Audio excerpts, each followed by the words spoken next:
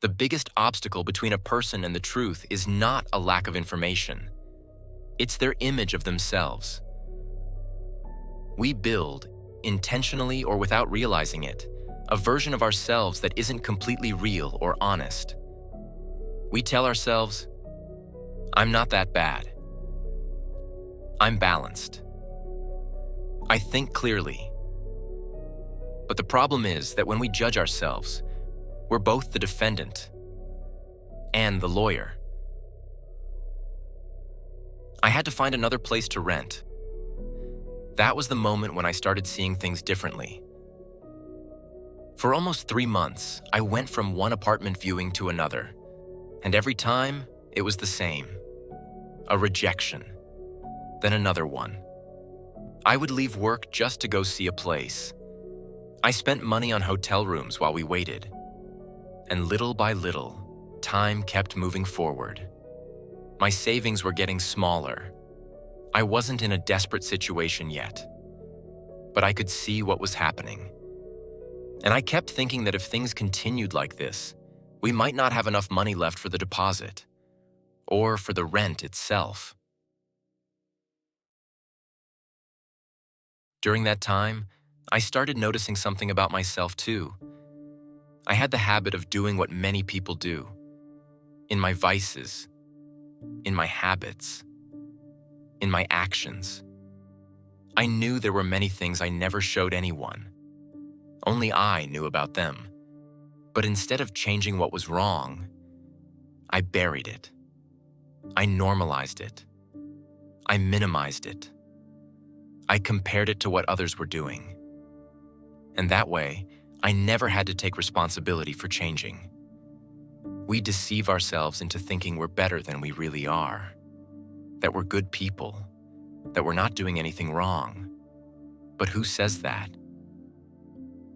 We do, about ourselves. We defend the people we love, even when we know they're doing things that are wrong. We find excuses for them. We make them seem better just because we care about them. And if we do that for others, why wouldn't we do the same for ourselves? We bury every conviction. We try to overlook things. We compare ourselves to people we consider worse. And many times, we end up discovering they weren't as bad as we thought. Over time, I reached a point where I no longer knew who I really was.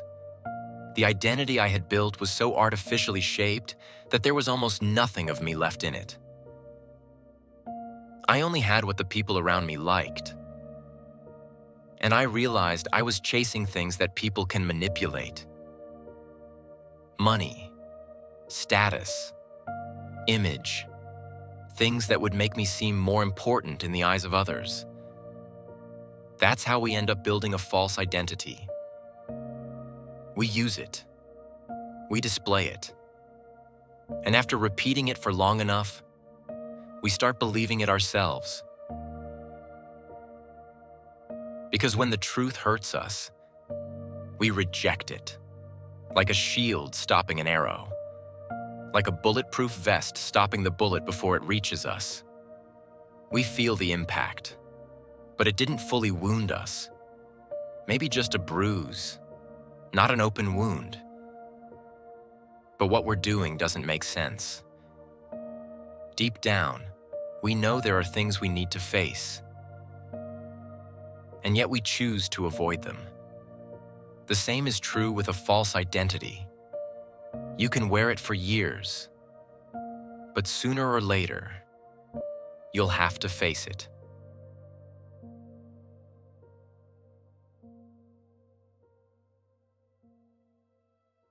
That's when God sent help through a Christian man who attended church with my cousin. He and his family were going to leave the country for a while, and they allowed us to stay in their home for 2 weeks. For many people, that might seem like a small thing. For us, it meant time. It meant peace. It meant we no longer watched our money disappear every day on hotel rooms. And after those 2 weeks, After nearly 3 months of searching, viewings, and rejections, we ended up in a place that seemed completely unplanned. In fact, earlier that day, I had already gone to see an apartment. When I got there, I discovered the place was in terrible condition.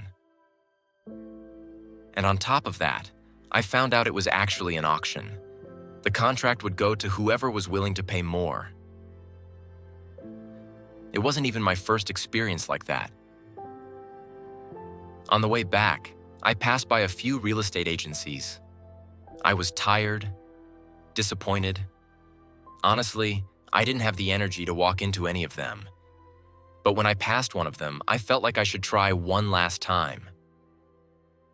I went in. I asked. And they had an apartment that hadn't even been listed yet. We went to see it. And we made a deal.